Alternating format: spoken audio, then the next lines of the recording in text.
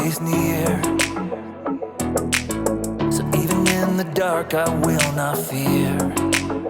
I know the storms will come, I know I'm not alone. You are my strength, so I will say, you make me brave, you give me courage. I won't be afraid, I won't even worry, 'cause you've got the whole world in your hands. You fight for me, you help me stand. You make me brave, you give me courage.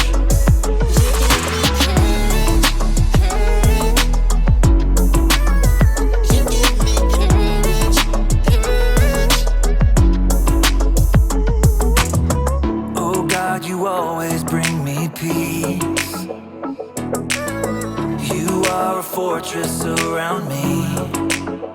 Even when my heart breaks, even when there is pain, you will be my strength, so I will say, you make me brave, you give me courage. I won't be afraid, I won't even worry, 'cause you've got the whole world in your hands. You fight for me, you help me stand. You make me brave, you give me courage.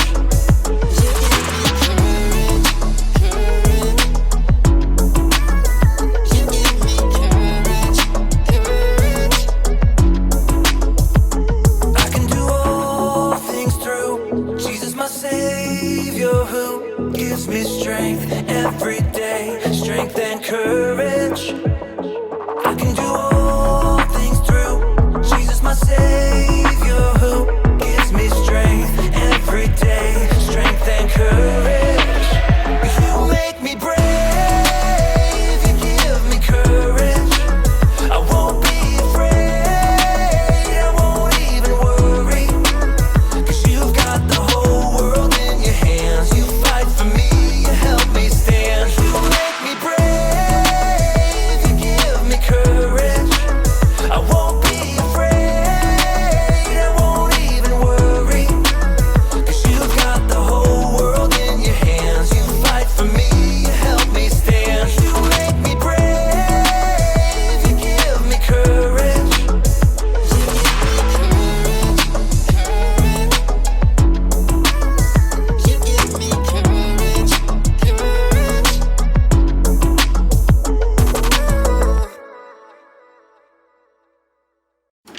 Welcome to Story Lab. This week, we're talking about courage, while we take a look at the story of a girl who stood up for an entire nation. Oh, and we're also going here.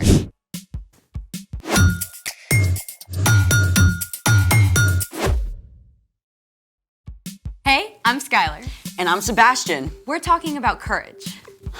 That's being brave enough to do what you should do, even when you're afraid. We all have to be brave sometimes, but some people have to be brave every day for their job. People like bomb diffusers who have to take apart a bomb so it can't explode. Or think of those ginormous skyscrapers full of tall glass windows. Someone has to clean all those windows hundreds of feet up. Or pilots who test super fast new aircrafts to make sure they're safe. These men and women prepare themselves to do hard things over and over. God must give them like an extra dose of courage for breakfast every day. Can I get a sausage, egg, biscuit, and a mocha latte with 2 pumps of courage, please? I don't think it works that way. We should ask someone. We're about to. Our guest today has faced some of the scariest situations you can imagine. Brain surgery, algebra 3, calculus. How about a burning building? Wait, we get to talk to a real firefighter? Absolutely.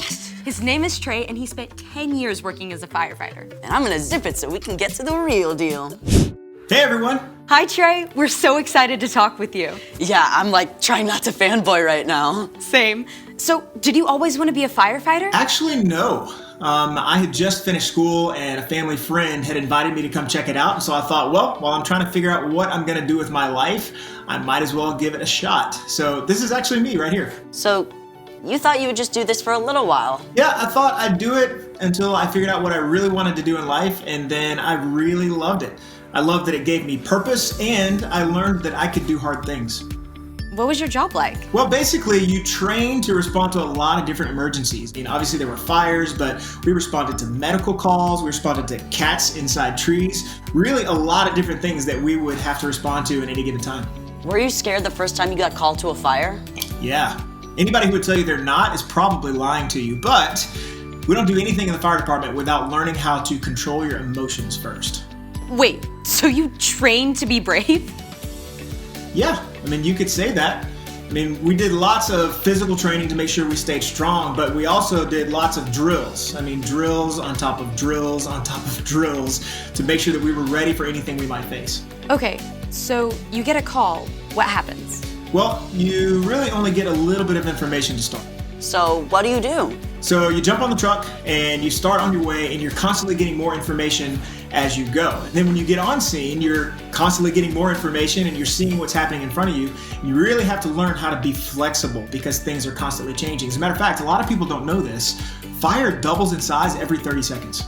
Wait, say that again? Fire doubles in size every 30 seconds. That's wild. So you're there now. What do you do? Well, you're really just constantly assessing. You're taking in information as it's changing. Remember, you gotta stay flexible. So you're looking for hydrants. You're wondering if this is gonna be protecting just the structure or if this is gonna be a rescue situation where we might have to rush in and go take care of somebody whose life might be in danger. You really do have to stay on your toes constantly. What are some things that help you get ready for all that? Well, one tool is learning how to calm yourself down. Like, you can just do that? Absolutely. I learned how to keep myself calm by controlling my breathing so that you can keep yourself focused and keep your mind clear. Even in a burning building? Especially inside a burning building. What's the scariest situation you faced on the job? Wow, that's a great question. I had lots of scary moments, but I think one that comes to mind is my crew and I arrived on the scene to a smaller house that had a lot of heavy fire and smoke showing from the right side of the house. And so in order to put out a fire, you have to get to the seat of the fire, which is where the fire originated. And when we went inside, we went up the stairs. There was one crew ahead of us, and we had a really hard time getting to the seat of the fire because it continued to be hotter and hotter and hotter. It was one of the hottest fires I've ever been in my life. But one of the things you want to avoid in a fire situation is if you take too long, because remember, fire doubles in size every 30 seconds. If you take too long, everything can ignite in the room at one time, and that's called a flashover. And that's not a situation that you or I or anybody would ever want to be in. So I remember in that moment, the longer it was taking us to get to the seat of the fire, and as it's getting hotter and hotter, I started looking around for an exit. It's one of the things that they teach you is always have a way out. And so because how scared I was, I could turn over the corner and see the light coming through the front windows. There's heavy smoke. It's not like it's in the movies. You really can't see anything in front of your face. You just have to look for light. And I knew if I needed to, if we had a flashover situation, I could dive out the window to safety and always have a way to get out. Wow, Trey, that is incredible. Thank you, Trey. It's been amazing. Absolutely. Thank you guys for having me. Wow, Trey had to dive into some pretty scary situations. Speaking of scary things, wait until you hear The story before the story. Today, we're in book 17 of the Old Testament, Esther. God made a plan to bless the whole world through Abraham's family, the Israelites. But over and over, God's people would run to God and then pull away, back and forth, just like a yo-yo. At last, God allowed the Israelites to be captured by foreign nations so they would understand they can only be happy close to God. Even in captivity, though, some of these men and women still loved and honored God, like a girl named Esther and her cousin Mordecai, which is where our epic story begins. Take it away! Years before, the Jewish people had been captured and taken from Jerusalem to Babylon. But then, Babylon was conquered and became part of the Persian Empire, with Susa as its capital. So, Esther grew up in a land that was not her own, and when her parents died, her cousin Mordecai raised her as his own daughter. Love the Lord your God with all your heart and with all your soul. Love him with all your strength. Love the Lord your God with all your heart. One day, a new king named Xerxes came to power in Persia, and this guy was a character. He threw a crazy wild party and then fired his own queen for refusing to show up. Not the kind of guy you want running your country. Anyhow, when he finally calmed down, he realized he didn't have a queen anymore, so he decided to look for a new one. After a long search through the entire kingdom, Xerxes chose Esther. Cousin Mordecai, what do I do? Don't tell anyone you're from a Jewish family. We've already seen that Xerxes didn't bother to think much before making decisions, so he chose on a whim to promote an official named Haman to take charge of all the other nobles in the kingdom. Haman had a ginormous ego, and he loved making all the other officials outside the palace bow low to him. But Mordecai refused to bow down to Haman, and this made Haman so mad he about went through the roof! Haman was such a terrible guy that he decided not only to punish Mordecai, but every single Jew in the country. He went to King Xerxes with a terrible plan.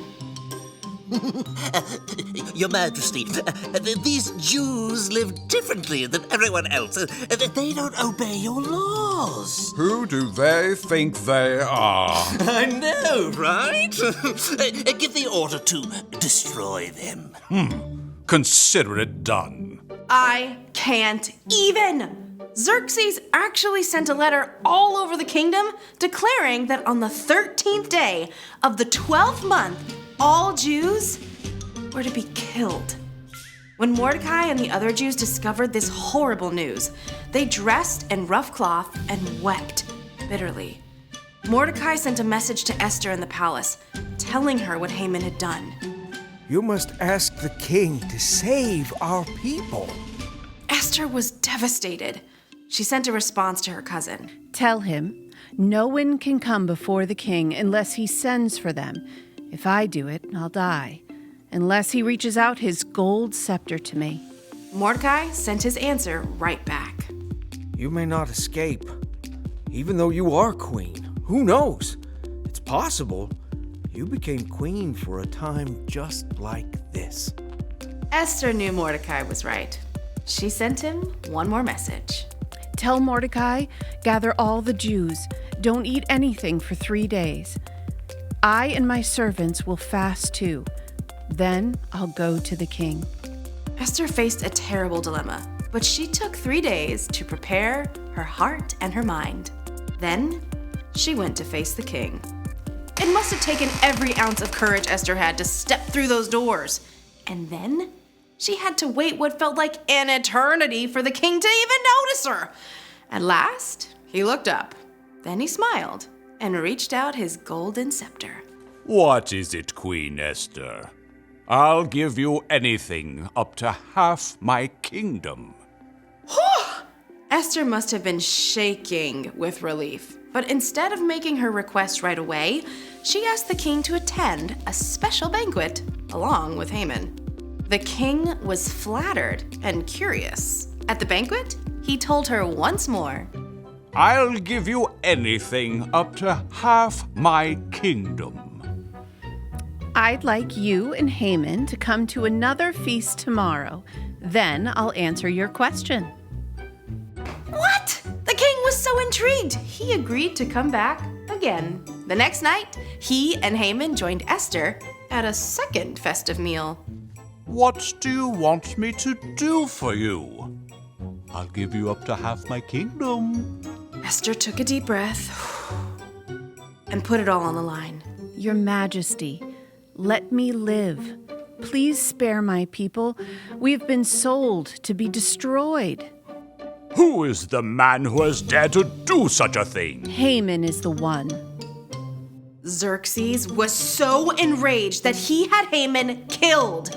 Then the king created a new order that would allow the Jews to be saved. We will celebrate this day with great joy. The end. Wow, King Xerxes was kind of a loose cannon. Exactly. There was no way to predict what he would do, but Esther leaned into God, and she took a big, courageous step, even though she had no idea what would happen. So, what's our part in the story? Well, there might be a mean kid at school, Someone who's always shoving smaller kids around or making fun of people? Yeah, and everyone's afraid to stand up to them. You can ask God for courage to be the one to face the bully and tell them, stop it. That's not okay. It's also important to let a teacher know what's going on. That takes courage too. Exactly. Or maybe you're selling cookies for a fundraiser and you need to ask a neighbor you don't know to buy some. It might feel pretty scary to knock on their door, but you can ask God for courage for that too. It's true. God never asks us to face tough situations on our own. That's one of the reasons God gave us Jesus. When we believe that Jesus is God's Son and choose to follow him, we have the power of God's Holy Spirit living in us. We can be ready for anything that happens. And that is super awesome to remember. So true. All right, I'll see you guys next time. Bye, Erica. So here's the thing. You can do what you should, even when you don't know what will happen. You think I can be a firefighter like Trey? Absolutely. Now, where do we keep the hoses? Thanks for joining us in the Story Lab. See you next time. Turn on the water! Wait, what?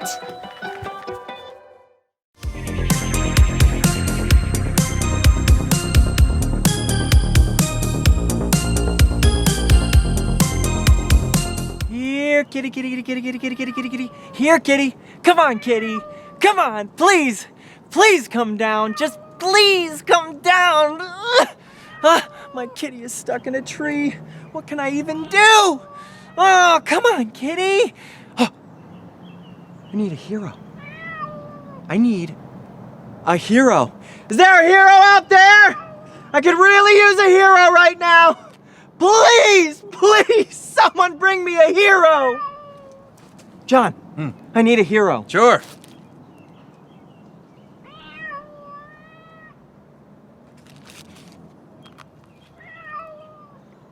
Thanks.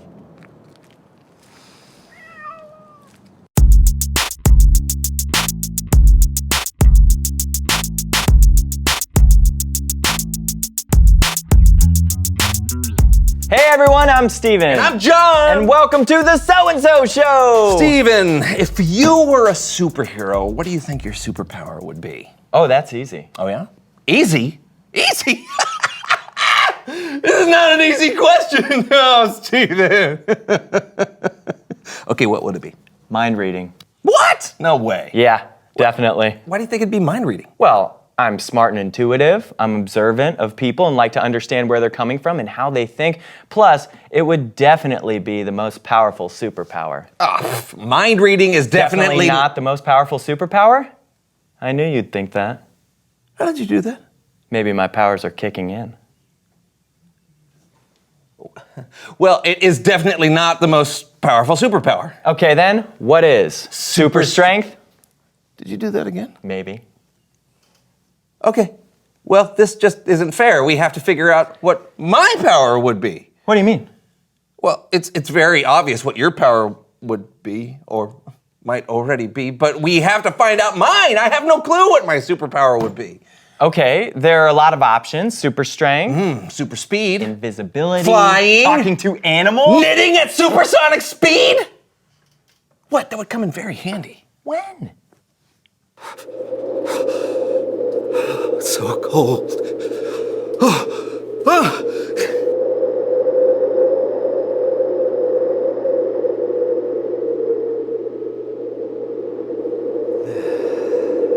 See?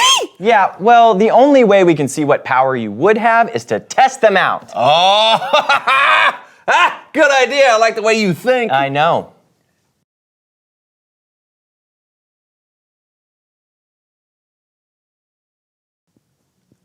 Well, Let's get to it. No.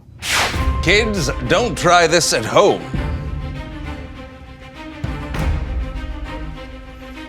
Ready? Ready. On your mark, get set, go!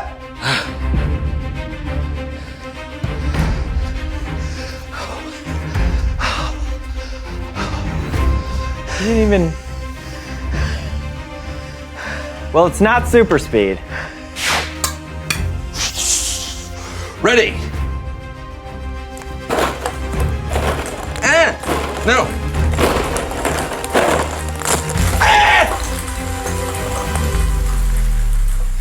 Nope. wave your fin if you can hear me. Wave your fin. Swim to the top. Swim. I've never seen a goldfish do less. Nope. Okay, am I invisible now? Nope. How about now? Nope.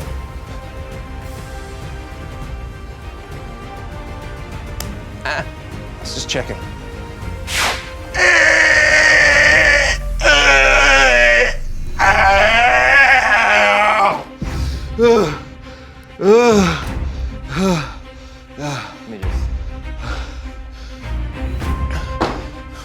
No! It's Bible story time with Kellen. No!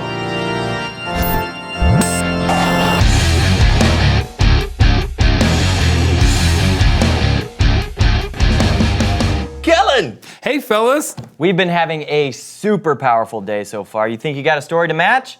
Oh, do I think?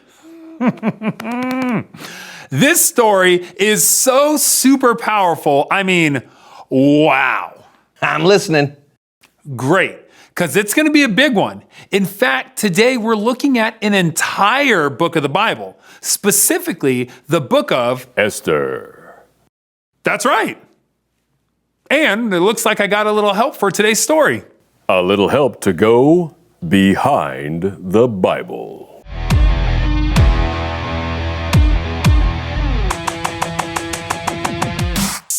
Esther was an orphan Jewish girl who was raised by her cousin Mordecai in the kingdom of Persia. You see, the Jewish people had been taken captive by the Babylonians, but later the Babylonians were defeated by the Persians. So that's who was in charge in Esther's day. And the king of Persia was King Xerxes. Yeah, I love being king. You know, it's just the best. I can do whatever I want. Like throw amazing parties. Which I have. Over here.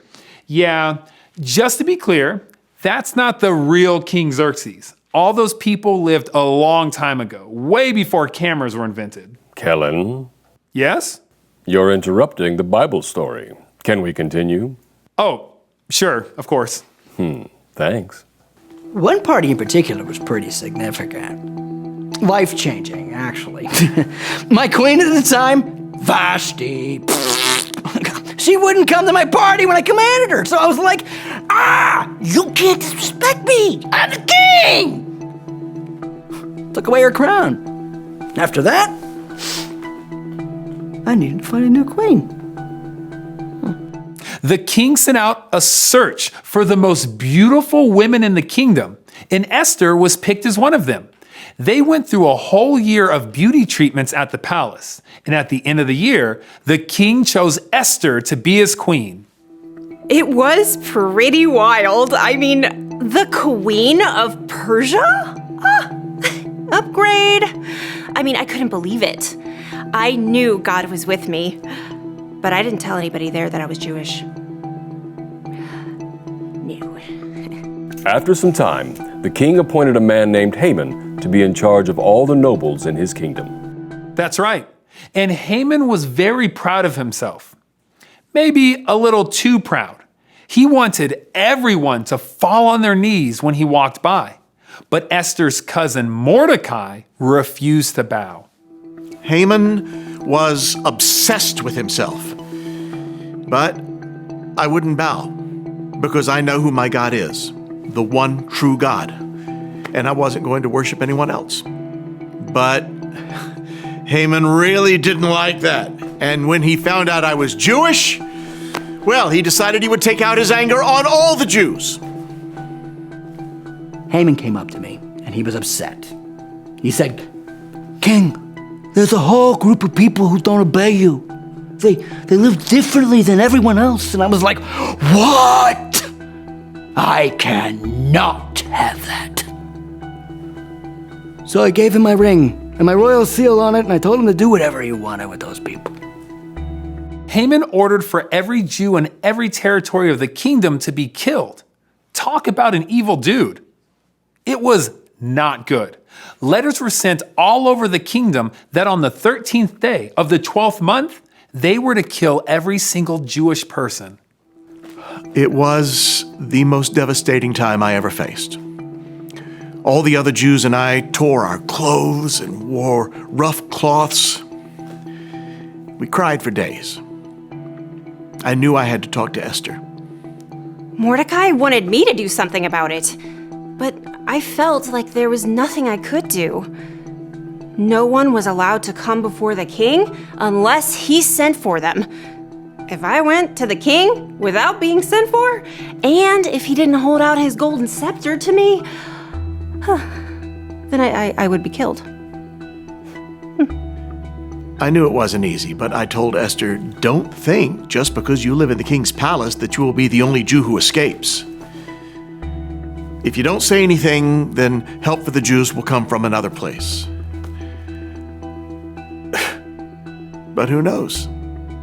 It's possible that you became queen for a time just like this. Esther told Mordecai to gather all the Jews in the area and to go 3 days without eating. She and her attendants fasted for 3 days as well. I told Mordecai I would go to the king at the end of the 3 days. Even though it was against the law, I realized it was what I had to do. Mordecai was right. What if I had become queen for this moment? I would risk my life to save my people. And if I died, then I died. That's how I saw it.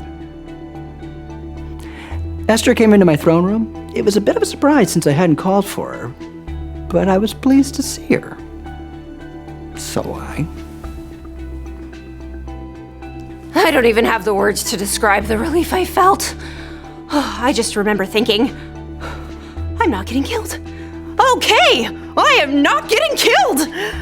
And then I remembered that I actually needed to start moving my feet and walk to him so I could do what I came there to do.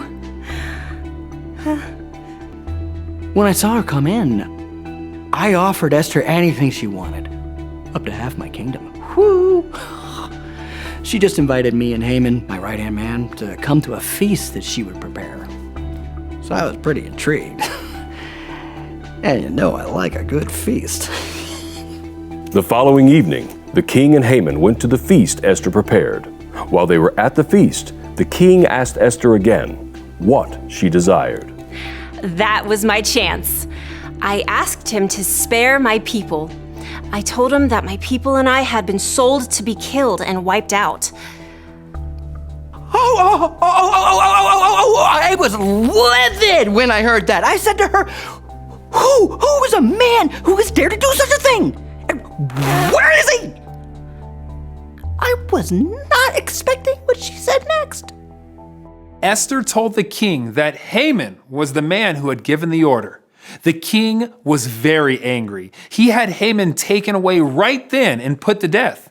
King Xerxes put out a new order to save the Jews so that they would not be killed. I was really proud of Esther. She was brave and selfless. She risked her life to save our people. She remembered the ways of God that I taught her. To be loving and courageous, that was beautiful. We were also excited and relieved. Yes, it was amazing. We sent news out to all the Jews and everyone celebrated. Everyone was just so filled with joy. Esther risked her life to save her people. She stood up for what was right and trusted God, even though she didn't know how it was going to turn out. I couldn't have said it better myself. Thanks. But I can say this better. This has been Behind the Bible.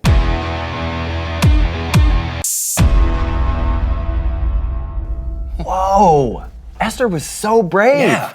God was with her, and God is with us too. So we can be brave just like Esther, even if it's not in life-threatening situations. I feel more courageous than ever. Thanks, Kellen. You bet. See ya. Well, it looks like we're getting close to the end. Can you Guess what I'm thinking now? You're thinking ham sandwich. How did you reveal the question? Oh, when have you done something you were afraid to do? Maybe you stood up for someone like Esther did, not knowing what other people would think of you. Yeah, or maybe you tried a new sport or shared a piece of art you made and it felt scary because you didn't know how people would like it.